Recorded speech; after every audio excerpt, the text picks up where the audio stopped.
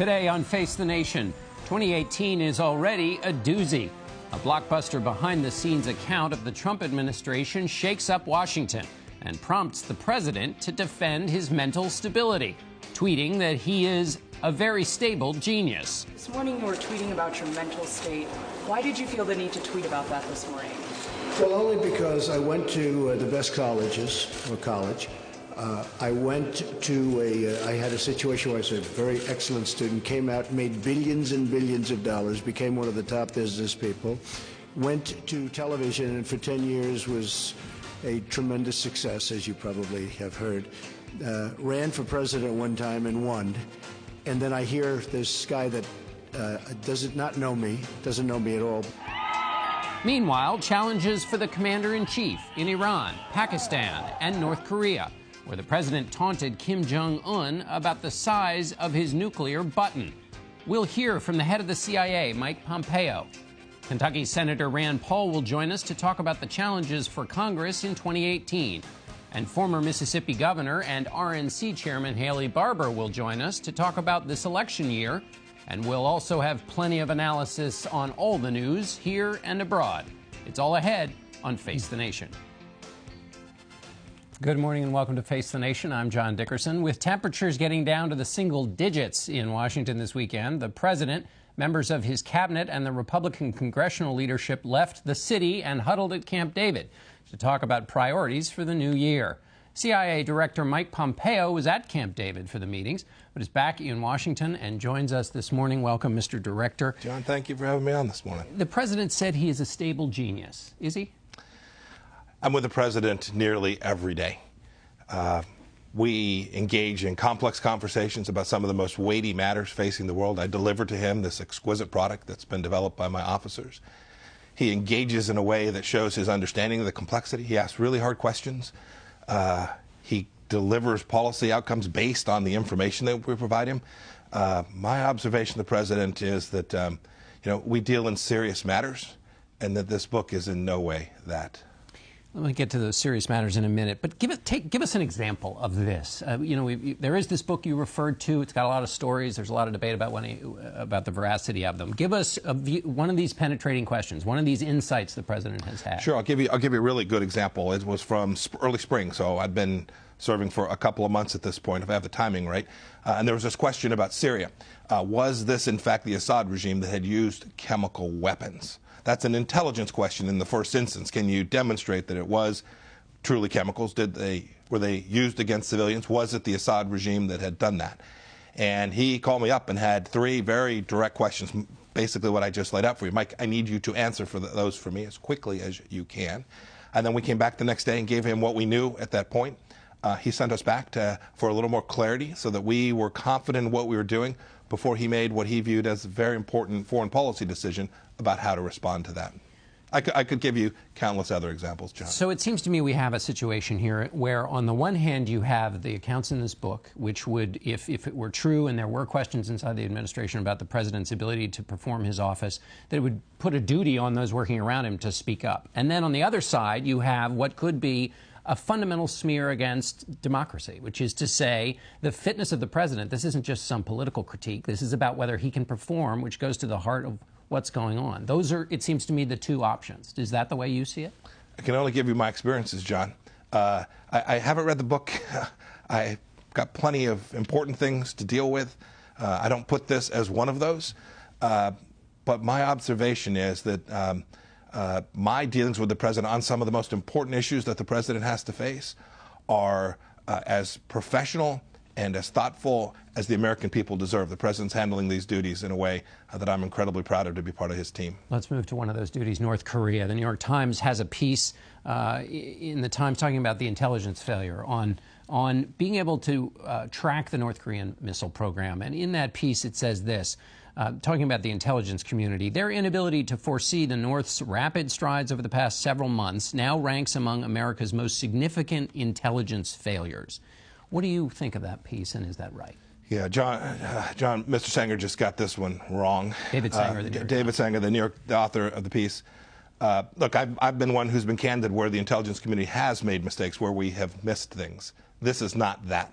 In this case, frankly, before my time, the work that was done to understand Kim Jong-un, to understand the regime, to understand the advancement of his missile program was really first-rate. That is, we did understand the progress that he was making. So multiple administrations have had access to that same set of information, and that program has progressed. But it's not just David Sanger making this claim. H.R. McMaster is quoted, National Security Advisor, is quoted as saying that the program has been quicker and the timeline is a lot more compressed than most people believed.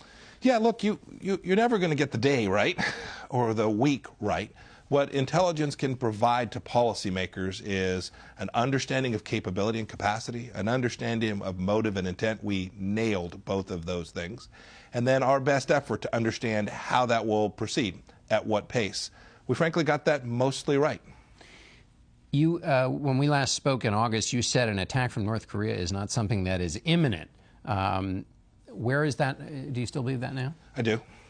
In October, you said North Korea was just a few months away from crossing the threshold to putting a U.S. city at risk of nuclear attack. Where are we now on that timeline? That remains the same. Still a few months away from that? Yes, sir. And where are we few? Are we 3? Are we 4? Can't give you that kind of certainty. North Korean soldiers, there have been some that have sprinted to freedom. What are we learning from them?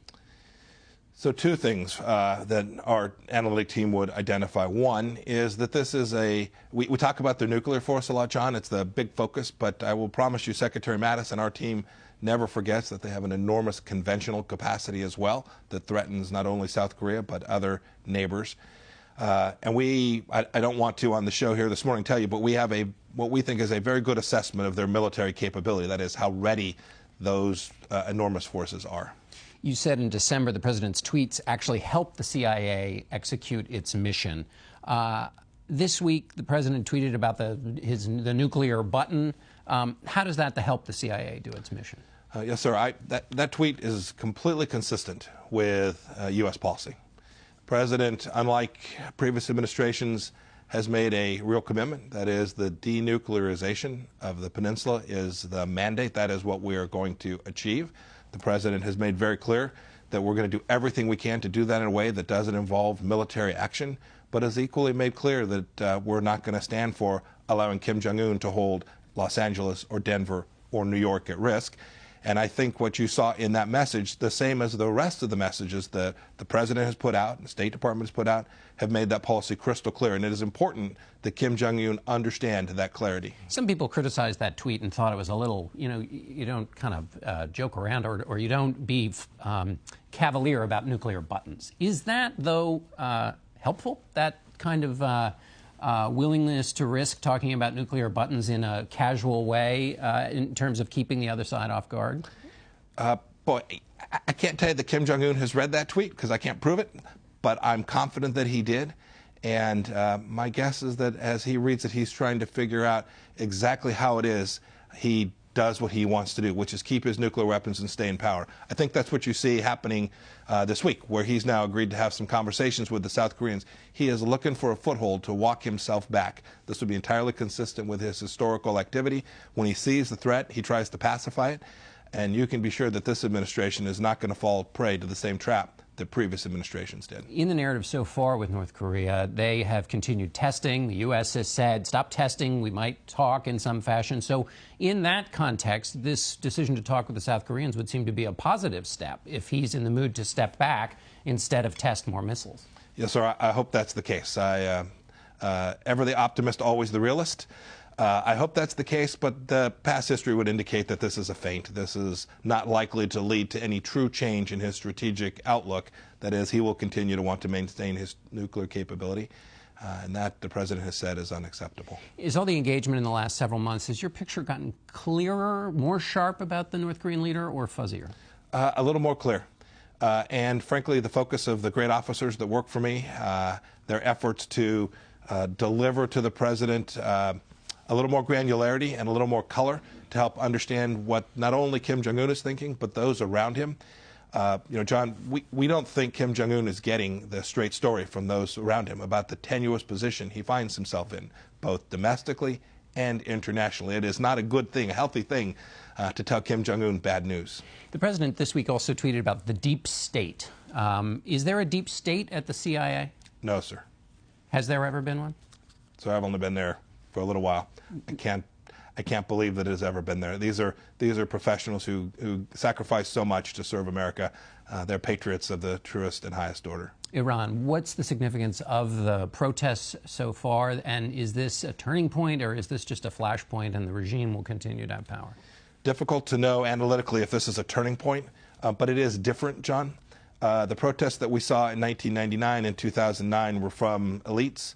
This was not that. These were ordinary Iranians. The same people who would enlist in the IRGC, their neighbors are now the ones out protesting. And they're protesting because they've seen the failed promises of President Rouhani and Zarif, that they haven't been able to deliver the economic outcomes that they said. They said they'd get the JCPOA and food would be plentiful, that commerce would reign, and that jobs would arise, and that simply hasn't happened. The JCPOA is the so-called Iran deal. So in that sense, has the Iran deal forced destabilization in Iran, and is therefore that good in terms of U.S. interests?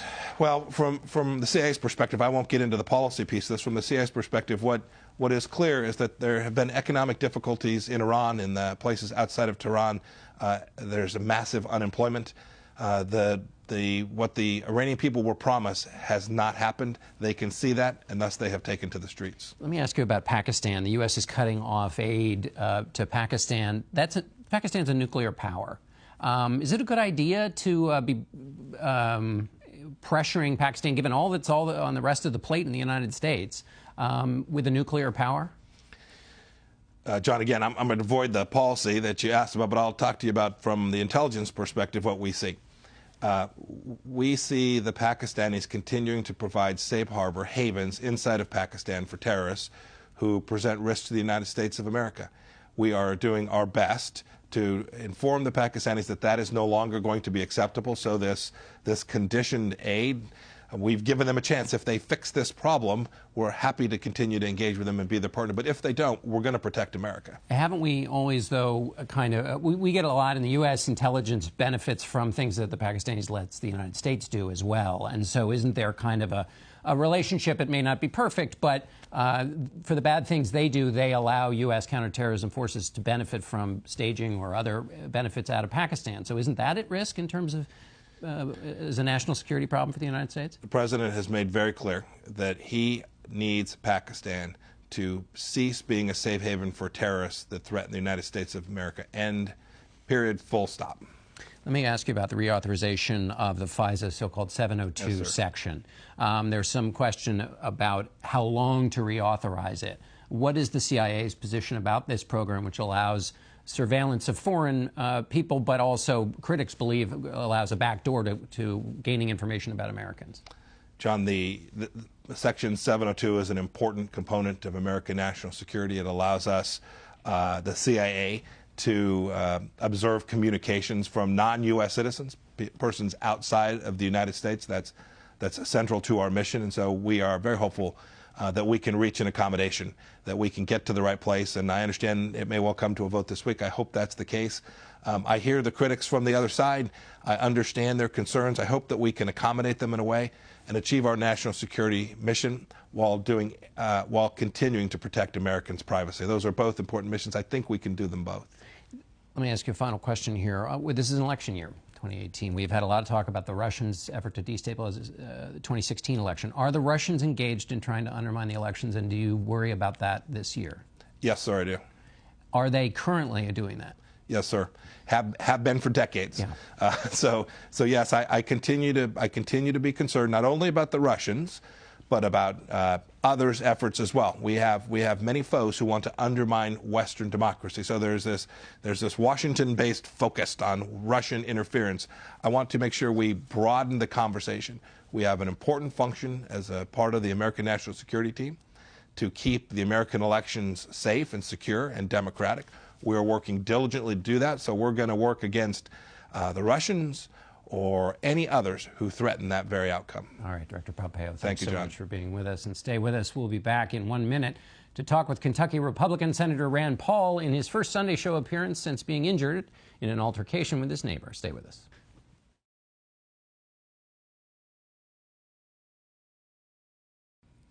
And we're back with Kentucky Republican Senator Rand Paul. It's good to have you back, Senator. We hope you fully recovered. And by the way, happy birthday as well. Thank you. Thank you. I was wondering if I'd get any presents today, but I understand that the ethics rules of the Senate won't let me take any presents, but thanks for having me on. That's right. Well, your presence is our present. Thank you. How are you feeling, by the way? You know, a little better each day. It was sort of, I guess, a living hell for the first 4 or 5 weeks. You know, difficulty, couldn't get out of bed without assistance, 6 broken ribs, damage to my lungs, 2 bouts of pneumonia. I mean, it was really a tough go of it, but each day I feel a little bit better. You know, this last month I've been doing better. You haven't talked about the motivation for this, but I mean, there is an increased in politics today. Things have gotten a little bit uglier. Do you talk? Was that a part of what happened here, and do you talk about that with your colleagues? You know, my colleagues come up all the time, and they want to make sure that there is some kind of deterrence because people don't want to think that it's open season on our elected officials. You know, I was also at the baseball field when we were shot at with semi-automatic fire, and, you know, Steve Scalise was severely wounded, and I was 10 feet from a young staffer who was shot in the leg. So, yeah, I've been involved in violent attacks twice in the last year, and so, yeah, we're very aware of it. And I think one of the things about motivations is people got obsessed, some in the media, about the motivations, but I think really, you know, we usually don't ask if someone's raped or mugged or whatever, why the person did it. We want punishment and deterrence, and I guess that's what I'm mostly about. I just don't think of any kind of motivation or justification, whether it's political or personal, to attack someone who's unaware from behind in their own yard. Sure, although if it's politically motivated, those who are involved in politics might think about changing the way they behave to change that climate, but maybe. Let me ask you about the climate here in Washington, this new book about the White House, a lot of debate about it. As a politician, the president has responded by talking about his mental stability. Why do you suppose he did that when instead he could say, forget this book, we've passed tax cuts, we're defeating ISIS, we've nominated a bunch of judges? Why do you think he did that?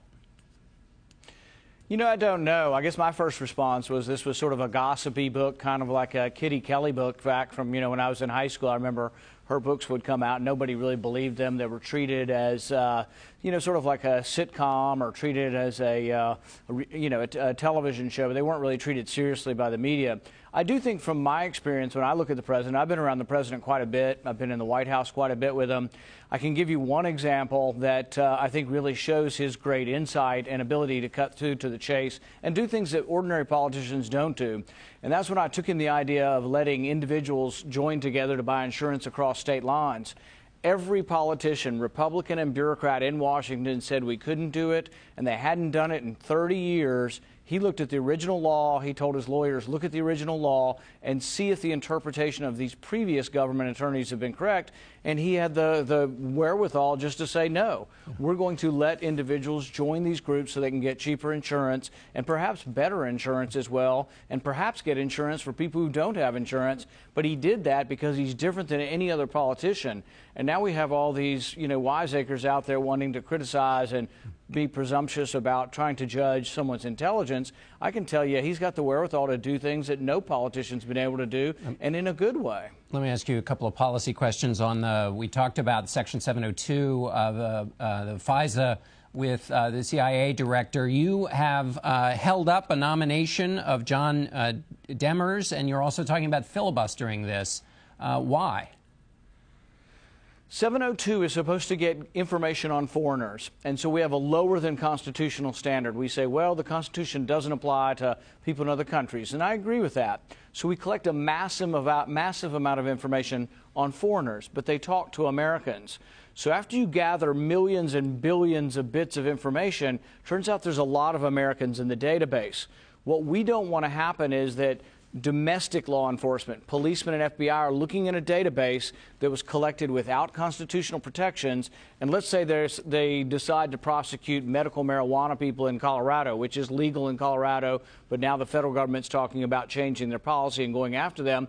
What if they're searching a database that was collected on foreigners to get incidental information on medical marijuana in Colorado? I have a real problem with that. So they should have to get a warrant before they look at that. And really, none of that information should be used for domestic crime because it was gathered with a less than constitutional standard. So you have a problem with it. What are you going to do? we'll try to stop them. You know, the people on the other side, the CIA director and others, they want permanent reauthorization, no reform. And when you ask them, are you using this for domestic crime? There's a little bit, you know, they kind of say, well, we don't do it very often, but they won't tell you whether they're sort of looking at the information and then not presenting it in court, but using that information to develop what's called parallel construction, develop cases. They want just permanent reauthorization, which to me means no more oversight by Congress. The reason we need more oversight is that people, as Madison said, men are not angels. And we've seen recently how we've had some people in the FBI that had bias against the president. We also have seen now people in the Department of Justice who were married to people that were doing opposition research on Trump. So you can see how people are human and bias could enter into this. And the history of the CIA and the FBI are not without blemish. You know, the Hoover years are a great tarnish. We also had civil rights activists in the 60s illegally spied upon. We had Vietnam protesters illegally spied upon. And we had this great to-do, the Church Commission back in the 70s. And FISA was supposed to rein that in. But now many of us, Senator Wyden and I, have in a bipartisan way looked at this and said, my goodness, we have to defend the Americans' right to privacy. And right now, we're sort of a minority in the Senate. In the House, though, it's close to 50-50. All right, Senator, we're going to have to leave it there. Thanks so much, and happy birthday again. Thank you. And we'll be back in a moment.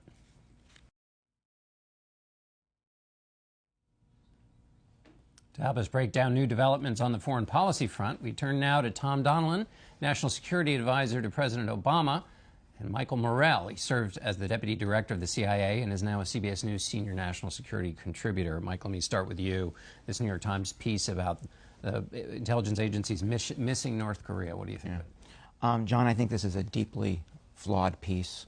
It's not consistent with my experience, which is that over a very long period of time, the intelligence community has accurately assessed both North Korea's nuclear program and its missile program, and it's not consistent with the observable facts. And what I mean by that is, if the CIA at the end of the Obama administration and the beginning of the Trump administration was saying we had years here, then why did Barack Obama tell President Trump in the transition that this was his most urgent and serious problem?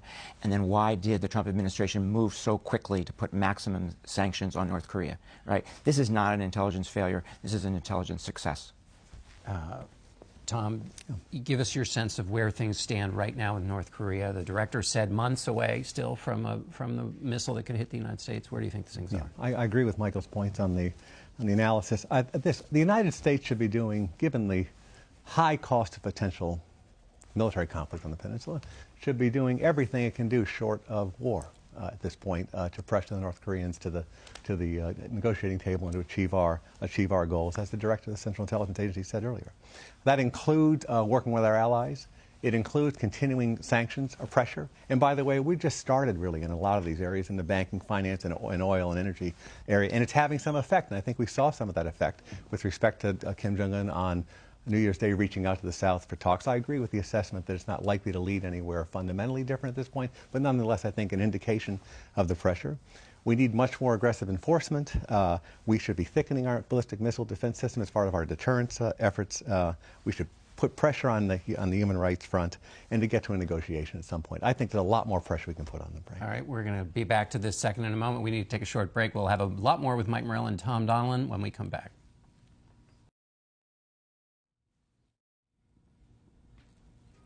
We'll be right back with a lot more Face the Nation, more analysis, and also former GOP party chairman Haley Barbour is with us. Stay with us.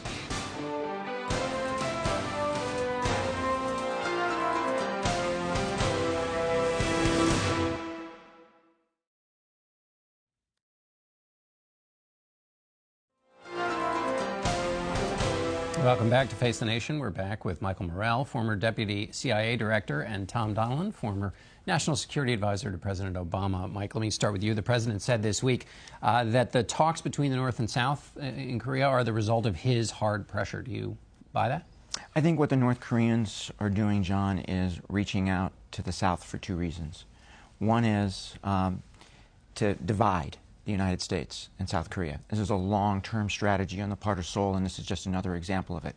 The second is they are looking for some economic gains here. They are hurting as a result of the sanctions, and they'd like to come to some arrangement with the South Koreans where they get something for being more positive. On the South Korean side, they're being receptive because they're concerned about the tough rhetoric in Washington. They're concerned about war, and they don't want that to happen. Tom, what do you make of the president's tweet about nuclear weapons? Yeah, I agree with Mike's analysis on the North coming. I think they are under pressure, and the sanctions are starting to bite.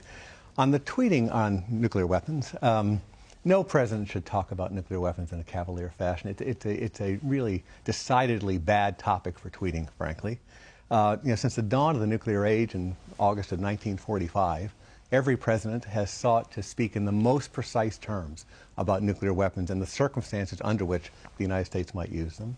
Since the dawn of the nuclear age, presidents have endeavored to speak about nuclear weapons separate from conversations about regular weapons, right, that we might use. Peggy Noonan had a really good column in the Wall Street Journal yesterday, which I encourage your viewers to take a look at, where she said that this could destigmatize, right? It leads to a destigmatization of the use of nuclear weapons, which is not in our national interest. Every president since John F. Kennedy has sought to make the use of nuclear weapons less likely rather than more likely. We've been lucky over the course of whatever 72 or 73 years, and it's a result of care and precision and really a consciousness of what these weapons are about.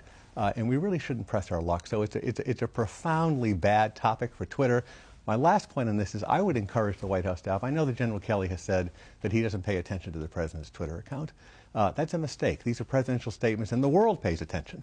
And I would encourage them to have a national security carve-out, if they could ever achieve it with the president, to say, these are the kinds of things you need to get advice on. These are the kinds of things you should sit with your advisors on and do in a much more precise, conscious fashion. Mike, though, the CIA director said, no, this is perfectly in keeping with the U.S. policy, which is if it looks like the president is, ready to go, then that helps put pressure on the Koreans and even the Chinese, too. And so, John, I couldn't agree more with what Tom said, and I would just add that people often defend the president on this by saying he's keeping our adversaries off balance, right? From a tactical perspective, that's something you want to do on the battlefield, for example. Strategically, you want just the opposite. You want great clarity in terms of what the United States wants, what its red lines are, and what we're willing to do about what we want, right? And this is a strategic issue. So you want great clarity from the president, not things that raise questions about what we will or won't do. Tom, what do you make, moving over to Iran, what do you make of the protests and how should we think about those? Yeah, a couple of things. One is that I think the protests in some respects reflect failed expectations, right, by the Iranian people. The director of the CIA was right. They're different in kind and geography from the protests in 2000, 2009. It is out in more rural and outside the big cities.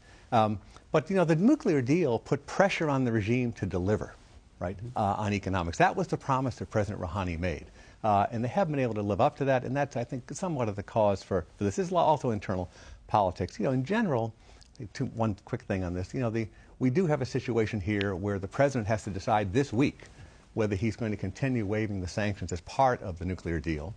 All the objective observers indicate that Iran is complying with, and we're getting what we wanted out of the nuclear deal, which was a transactional approach to put a lid on there and roll back and stop their nuclear program. For the United States to pull out will only isolate ourselves, right? And it will make us the issue as opposed to Iranian behavior the issue. Mike, let me ask you that question. How does the U.S. calibrate putting pressure on an authoritarian regime, but on the other hand, not becoming a thing that they can use to rally, look at the bad of the United States? Let me just add, I think that these are the most significant protests in Iran since the revolution in 1979.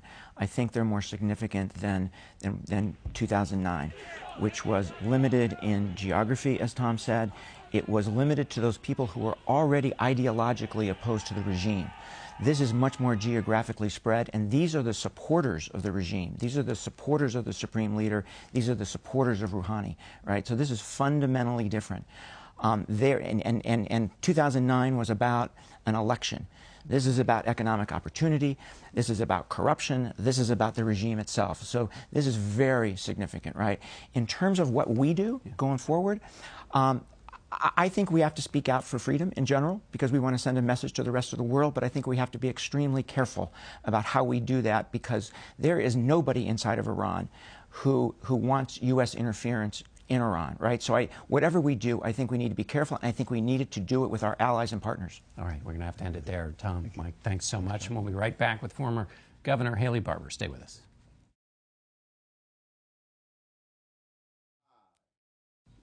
We're joined now by a very familiar figure here in Washington, former Mississippi Governor Haley Barbour, also a former head of the Republican National Committee. Governor Barbour, welcome back to the broadcast. What do you make of this book, Fire and Fury? I suspect a lot of it's not true or is exaggerated. I hadn't read it, don't intend to. But, yeah, it just strikes me as President Trump's very unpopular in Washington. He's very unpopular with the liberal media elite. And that this story just kind of plays to those prejudices. And yet the president's reaction has been to go right at this book. You know about politics. Why would a president basically put at the center of the conversation his competency by responding in the way he has? Hasn't he added a bunch of days to this story? Well, I think if we look back through the year, the president is more likely to respond to things than most presidents have been. Yeah. And this is just another case of that. What's your sense of the way things are going to work out in the politics this year? In 2018, you got a lot of congressional elections. What's the landscape look like to you? Well, I think the biggest thing is the economy. We had very slow economic growth in the Obama administration. We averaged 2.1% a year of GDP growth, where since World War II, we've been averaging 3.1%. So think about in the heartland, if the economy had been growing half again faster. Mm-hmm. Well, now under Trump, we are above 3%. Obama never had a year where economic growth was 3%. If the economy grows and if people recognize not only the tax bill is going to put more money into the private economy and less money into the government, also what he has tried to do and is successfully doing in terms of regulatory reform to, again, take costs off of business where they can spend more money on hiring people, giving raises, on investing. I think that's the big thing for Trump. But it's not only getting good results, it's getting credit for the good results. But, well, and you say it's just the media elite doesn't like President Trump, but his approval ratings suggest that there are people outside of that group that have some issues with him. And you've seen the generic ballot on asking Democrats and Republicans. Those are not great signs for Republicans going into an election year. Of course they're not. I have to say, let's don't act like the public is not affected by what the media tells them they're supposed to be thinking. Well, now, in the Hillary Clinton election, it turned out that the public decided they were going to go in a different direction from what the media was telling them. But Trump has to live with that. The Republicans have to live with that. He is not going to get all of a sudden popular with the liberal media elite. That isn't going to change. Should Republicans run with the president? They want him coming to their district? In midterm elections, Republicans, Democrats, whomever, every candidate ought to run for their state, whether they run for governor, for senator, for congressman, for their district, on their issues, their campaign against their opponent's campaign. And if I were the former Democratic national chairman, I'd give him the same advice. The president said he's not going to campaign for any challengers to incumbents. What do you make of that decision? That would be typical. I mean, I was political director of the White House for Ronald Reagan. Ronald Reagan didn't take sides in Republican primaries, period, but he certainly would have never gone out and campaigned against an incumbent Republican. It would have been just foreign to his experience in politics. So I don't think there's anything unusual about that. Let me ask you about that political director part. You've seen an inside of a White House. President Trump came to Washington. He was going to do things differently. And in this Michael Wolff book, let's leave that aside. It doesn't come out of nowhere. There's a context. This is a president who's doing things differently. Based on your experience in being inside politics, I mean, it goes too far to say that this is a White House that's just like every other one. I mean, there are some rough edges to it. And the question that I'm asking you is, given your experience, how are people to evaluate those rough edges? Well, first of all, a lot of what he's trying to do is hard. We just passed a tax reform bill, the biggest tax reform bill since 1986. It happened. I was political director of the White House in 1986. It took us more than 2 years. And we had Democrat support from the beginning. When President Reagan announced his tax reform package in the spring of 1985, the Democrat response was given by Daniel Rostenkowski, the chairman of Ways and Means, who said the Democrats are for tax reform too. and we want to work with the president. We don't agree on everything, but we want tax reform. Still took us to the end of '86. So that they got this done in 1 year, I think is remarkable. I had been saying I don't believe you can get it done that fast. Let me ask you about putting together a bipartisan position on immigration. You've encouraged your party to, you've said we're not going to deport 12 million people and we shouldn't. Where is that issue with the Republican Party now, given that President Trump ran and is continuing to govern as somebody who's being very tough on undocumented immigrants? I think in the Obama administration, if they had tried, they could have passed, instead of putting DACA in effect by executive order, I think they could have passed some immigration reform, and it fell apart, not because of people's bad intentions or anything, but you remember when all those children came up from Central America, and that made some people afraid of that issue at the time. But it fell apart because the Senate passed it, but then the House couldn't. Well, because of what happened, because you had this huge influx of children coming from Central America. But let me just say, DACA is the place, it seems to be the easiest place to start. Let's don't forget, President Obama said repeatedly he didn't have the authority to do what he ultimately did. But most Americans realize somebody got brought here as a child, whether it was illegal or not. They didn't commit a crime. And these are people that are making a real contribution to our country. But it's got to be a compromise. And I think you'll get that done before the end of March when you start seeing the extension that Trump gave expires at the end of March. I think they'll get something done. Okay, we're expired here, Governor. Thanks so much for being with us, and we'll be right back with our political panel.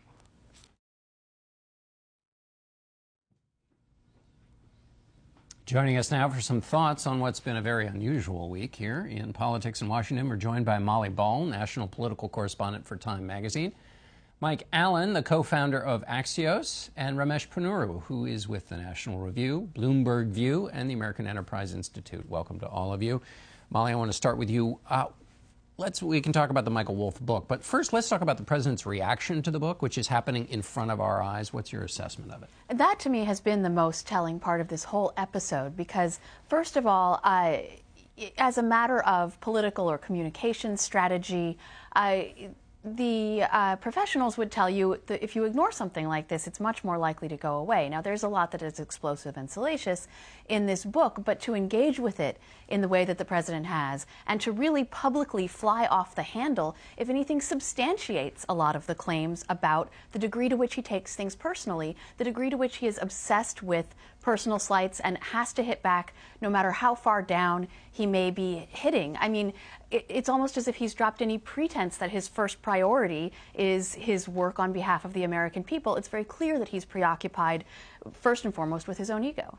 Ramesh, what do you make of this, which is the president could have said, here's what I've racked up in this last year. I've got all congressional leaders around me. We can leave Michael Wolff to himself. We're going forward. Instead, he has put this question of his competency by responding to it in the theatrical way he has in the middle of the conversation. Why? What is that? Why do that? Well, I think that we've seen this pattern play out many times during this presidency and before this presidency.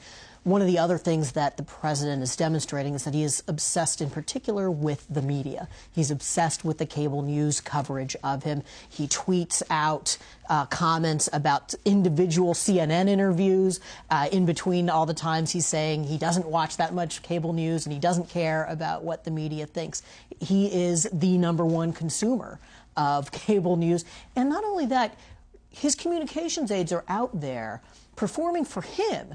They're trying to sell themselves to the president rather than trying to sell the president to the public. And that's one of the reasons I think you've got the situation where the president has this intensely loyal base but is still unpopular with most Americans. Mike, how do you read where we are? Well, John, there are factual problems with what the president is calling a fake book, some of them big and some of them small. But what Michael Wolff has done is let the people in the country in on the conversation that the people around this table have every day. You can quarrel with specifics in the book, but as you all well know, the descriptions he has of the president, how he does the job, his proclivities that Molly was talking about, those exactly mirror what we hear off the record from the people who spend all day with him, including the contradictions. So the president totally trusts his own instincts, even though they change. He likes generals, but he doesn't like to be told what to do. And he lets people in on the fact that the president just doesn't read, doesn't have an attention span, and will cut you off when you're trying to explain some of the big issues to him. And you know, Mike, you're right about the off-the-record conversation that goes on around these issues. But Molly, we also know that the Senate Foreign Relations Committee chairman, Bob Corker, a few months ago, raised some of these questions. In other words, did the president have the temperament for the job? So it's not just Michael Wolff who's been raising these questions. Absolutely. And the other big thing that I think Mike is right that is revealed by the book is the degree to which these conversations are going on among supposed allies of the president and the people around him. And employees. And employees. And it's been a concern for the White House for a while now that the president is surrounded by people who don't necessarily respect or like him very much. And the president, I think, is aware of that, and it bothers him. And this book has really thrown that open for all to see, that even the most intimate relationships in the White House are people who have a very different view. And so Republicans on Capitol Hill, at the time of the Corker comments, there was a lot of conversation about, well, people say this in private, and now here's someone saying this in public. And that has been the looming question, I think, as this presidency has continued to become more, shall we say, interesting, is at what point do Republicans on Capitol Hill, do more of them start coming forward to have this conversation in public? You know, we didn't need this book to have a national conversation about the president's fitness for office. What this book is doing, I think, is confirming the president's opponents in their negative opinion of the president and confirming the president's supporters in their negative opinion of the media. Right. It is a polarizing book that I think sets back the discussion. Bad, sloppy journalism that cuts corners has been the president's ally more than it's been his enemy. Yeah, that's right. Mike, I want to ask you about Steve Bannon, who is a central player in this book. The president denounced him this week. You've got a statement that Bannon has put out. Yeah, so this just went up on Axios. The president getting a statement of regret from Steve Bannon. This is the first time that Steve Bannon has responded to the book. There's one word that's missing, a couple words that are missing from this statement. One of them is sorry. One of them is apology. He won't quite go that far, but Steve Bannon trying to hold on to his place in the conservative movement. So he's praising Donald Trump Jr., who, as you all know, is extremely popular with the base. And he's saying that he has been out there defending Trump, defending Trumpism. He said he's willing to go back into the breach for Trumpism, and he says he regrets that he took so long to respond, and that fed these comments. But I can tell you, this is going to be way too little, too late for the president. The president, Axios has reported, is telling his allies who go out on TV he wants them to bury Steve Bannon. So, Ramesh, this is in some sense palace intrigue and useless, except this was the president's senior advisor, was there with him in the campaign, and also had some ambitions about how 2018 would play out, Bannon backing sort of more Trump-like characters in campaigns, as he saw it, than the establishment. Do you think this matters, or is this just palace intrigue?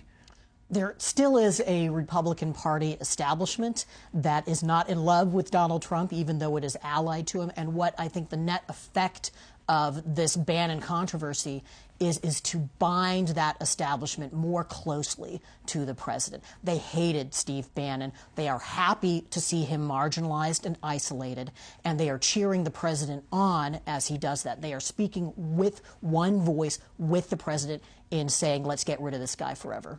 That's a great point. And related to that, in the palace intrigue, who is this book a clear victory for?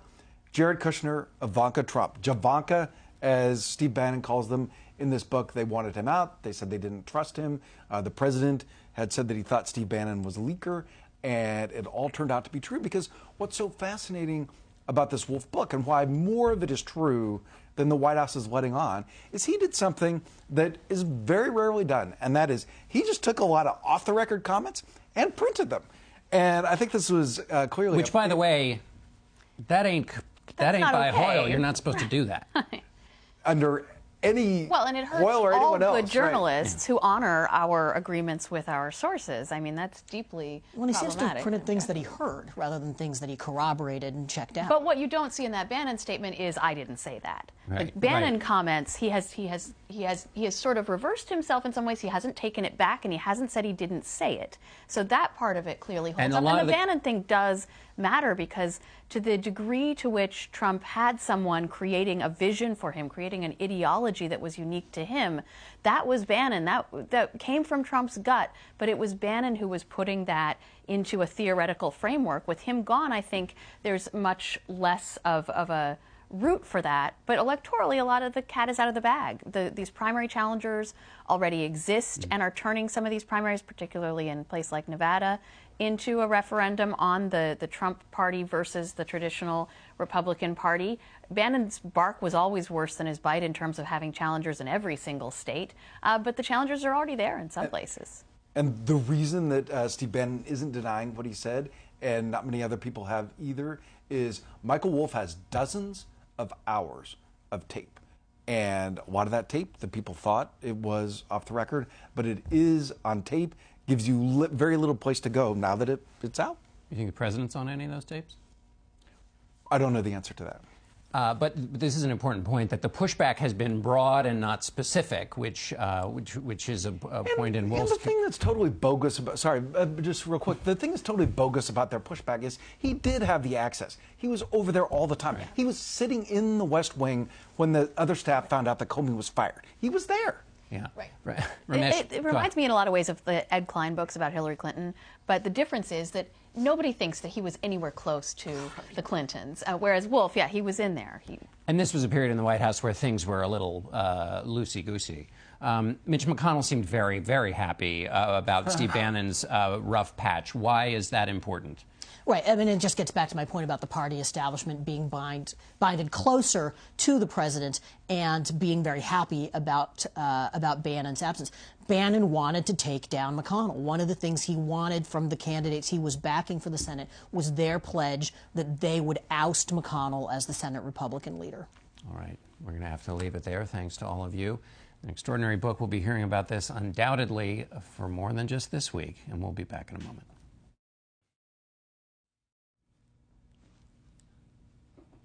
That's it for us today. Thanks for watching. Until next week, for Face the Nation, I'm John Dickerson.